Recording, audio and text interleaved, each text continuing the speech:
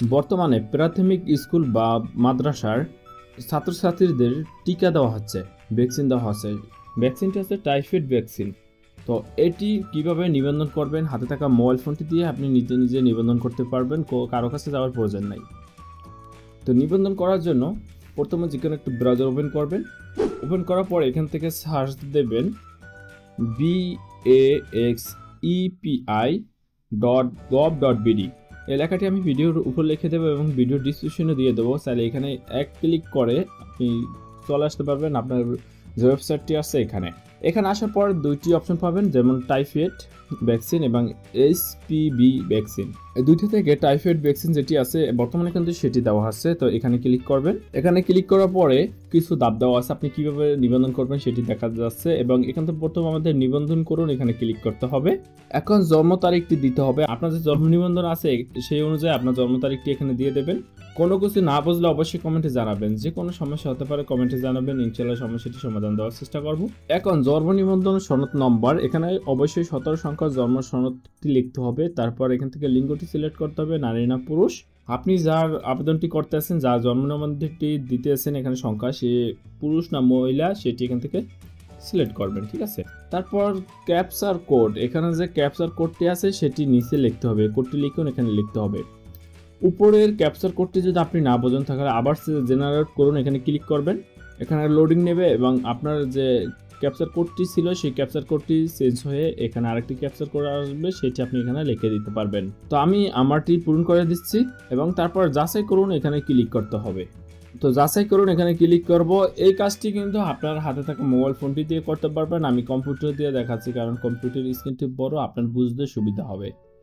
আর mobile স্ক্রিনটি ছোট, যদি mobile দিয়ে কাজটি করে তাহলে আপনার বুঝতে একটু সমস্যা হতে পারে। তো এখানে আমাদের যা কিছু পূরণ করছে উপরে সেটি চলে আসবে এবং নিচে যার জন্ম নিবন্ধন নাম্বারটি দিয়েছি আমরা, তার নাম, তার মাতার নাম এবং পিতার নাম চলে আসবে। এখন এখান থেকে আমাদের করণীয় হচ্ছে মোবাইল নাম্বারটি দিতে হবে। এখন বলি এখানে যা কিছু আছে সবকিছু কিন্তু পূরণ করার কোনো প্রয়োজন নাই। এই যে এখানে মোবাইল নাম্বার চাচ্ছে, তার আগে কিন্তু দেখো একটি আবার কি আছে, লাল স্টার মার্ক দেওয়া আছে। যেখানে স্টার মার্ক দেওয়া আছে এটা অবশ্যই আবশ্যক পূরণ করা, এটা অবশ্যই পূরণ করতে হবে। আর যেগুলো স্টার মার্ক নাই সেগুলো পূরণ না করলে হবে। ইমেল যে অপশনটি আছে এটার সামনে কিন্তু স্টার মার্ক নাই, যদি আমরা এখানে ইমেলটি পূরণ না করি তাহলে কোনো সমস্যা নাই। এবং পাসপোর্ট নাম্বার চাচ্ছে, এটিতেও পূরণ করব না তাতেও সমস্যা নাই, কারণ প্রাইমারি স্টুডেন্ট যারা আছে তাদের তো পাসপোর্ট থাকবে না, এটা স্বাভাবিক। তো এখান থেকে মোবাইল নাম্বার দেবো। এখন বলি মোবাইল নাম্বার কার্ডটি দেবে। মোবাইল নাম্বার এখানে যে কোনো কারো মোবাইল নাম্বার, যে কোনো অপারেটর মোবাইল নাম্বার দিলে হবে। এই মোবাইল নাম্বারটি দেওয়ার কারণ আছে, মোবাইল নাম্বারে একটি কোড যাবে এবং পরবর্তী ক্ষেত্রে যখন টিকা দেওয়া সম্পূর্ণ হয়ে যাবে তখন একটি সার্টিফিকেট দেবে, তখনও এই মোবাইল নাম্বারের মাধ্যমে একটি কোড আসবে, সেই কোডটির মাধ্যমে তুমি সার্টিফিকেটটি উঠাইতে পারবে। তো মোবাইল নাম্বার দেওয়ার পরে এখান থেকে যে বর্তমান ঠিকানাটি দিতে হবে। তো বিভাগ প্রথমে সিলেক্ট করতে বলতেছে, তো আমি আমারটি সিলেক্ট করে দিচ্ছি। পরবর্তীতে জেলা, তো এখান থেকে সেটি আমরা সিলেক্ট করে দিচ্ছি, তুমি যেখানে আছো বা সেটি এখান থেকে সিলেক্ট করে দেবে।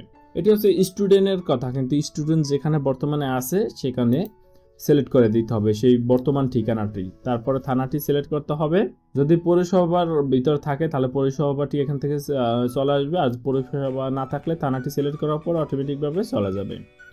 তারপর ইউনিয়ন এখান থেকে সিলেক্ট করতে হবে, ওয়ার্ড নাম্বারটি সিলেক্ট করতে হবে, গ্রাম, মহল্লা বা পাড়া, তারপর বাড়ির হোল্ডিং নাম্বার, এই দুটি না দিলেও হবে।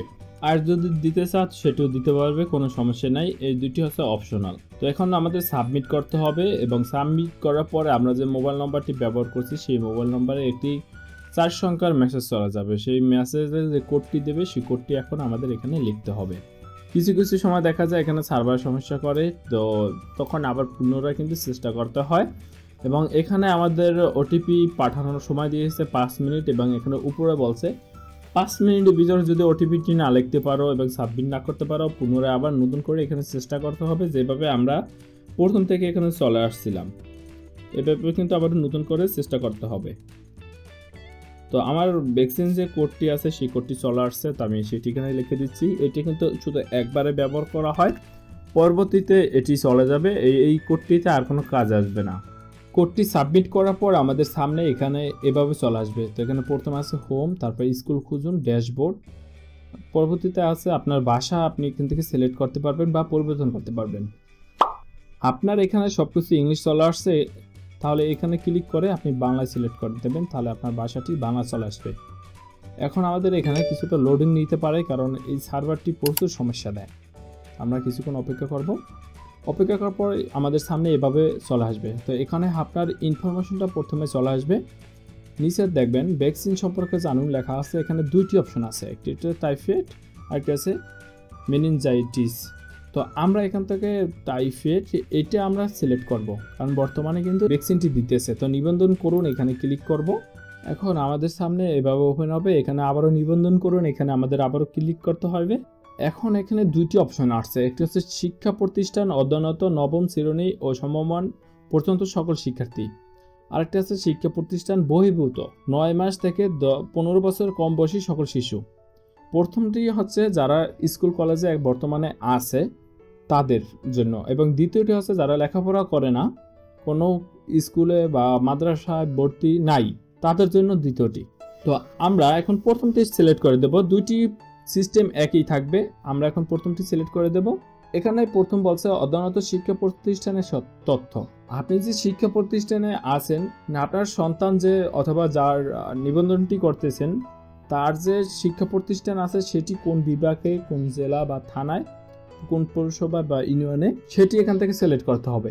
প্রথমে সিলেক্ট করতে হবে বিভাগটি, তারপরে দিতে হবে এখান থেকে জেলাটি, তারপরে সিলেক্ট করতে হবে থানাটি, এবং এটার আন্ডারে যদি কোনো পৌরসভার ভিতরে থাকে তাহলে সেটি এখানে অপশনটি থাকবে। আর যদি পৌরসভা না থাকে তাহলে শুধু ইউনিয়নটি কিন্তু এখানে চলে আসবে, পৌরসভাটি মাইনাস হয়ে যাবে অটোমেটিকভাবে। এই তথ্যটি কিন্তু শিক্ষা প্রতিষ্ঠান খুঁজতে এই তথ্যটি দেওয়া লাগবে। শিক্ষা প্রতিষ্ঠান যে তথ্যটি সেটি এখানে দিতে হবে। এখন আমরা এখান থেকে ইউনিয়নটি সিলেক্ট করে দেব। তারপরে এখান থেকে আমাদের শিক্ষা প্রতিষ্ঠানের নামটি লিখতে হবে, অথবা এখান থেকে অনুসন্ধান করতে হবে। অনুসন্ধান করানোর উপর যদি আমরা ক্লিক করি তাহলে এখান থেকে আমরা যে প্রতিষ্ঠানটি দিয়েছি সেই প্রতিষ্ঠানের আন্ডারে যতগুলো স্কুল আছে সবকটি এখান থেকে আপনারা দেখতে পারবেন। আপনার সন্তান যে স্কুলে পড়ে, যার নিবন্ধনটি করতেছেন সেই স্কুলটি এখান থেকে সিলেক্ট করে দেবেন। তো আমি আমারটি সিলেক্ট করে দিচ্ছি। পরবর্তীতে কোন শ্রেণীতে অধ্যয়নরত আছে, মানে কোন শ্রেণীতে পড়ে সেটা আপনারা এখান থেকে সিলেক্ট করবেন। এখন আমাদের কোন শ্রেণীতে অধ্যয়নরত আছে সেটি সিলেক্ট করতে হবে। এখন আমাদের এখান থেকে সাবমিটের উপরে ক্লিক করতে হবে।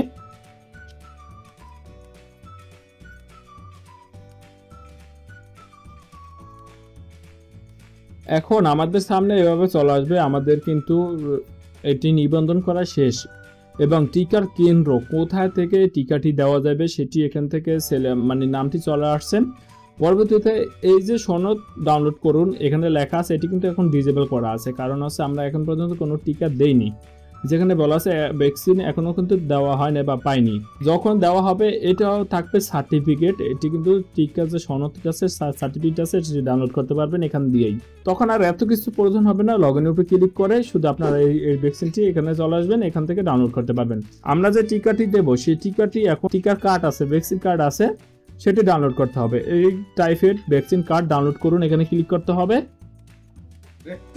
আমাদের টিকা সনদটি ডাউনলোড হয়ে গেছে। এখন যদি আমরা এটি ওপেন করি এবং দেখতে পাবো এই যে আমাদের টিকা কার্ডটি কিন্তু এখন চলে আসছে। তো আমাদের এইটি এখন প্রিন্ট দিয়ে নিতে হবে। আপনি সাদা কালো প্রিন্ট দিলে হবে, রঙিন প্রিন্ট দিলে হবে, কোনো সমস্যা নেই। তো এটি আপনি A4 কাগজে একটি প্রিন্ট দিয়ে নেবেন।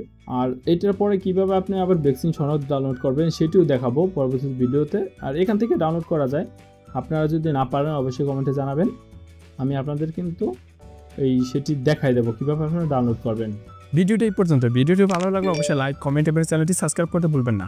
আর যদি অলরেডি চ্যানেলটি সাবস্ক্রাইব করে থাকেন, থ্যাংক ইউ সো মাচ। দেখা হবে পরবর্তী কোনো ভিডিওতে। কোনো বিষয় জানার প্রয়োজন হলে অবশ্যই কমেন্টে জানাবেন।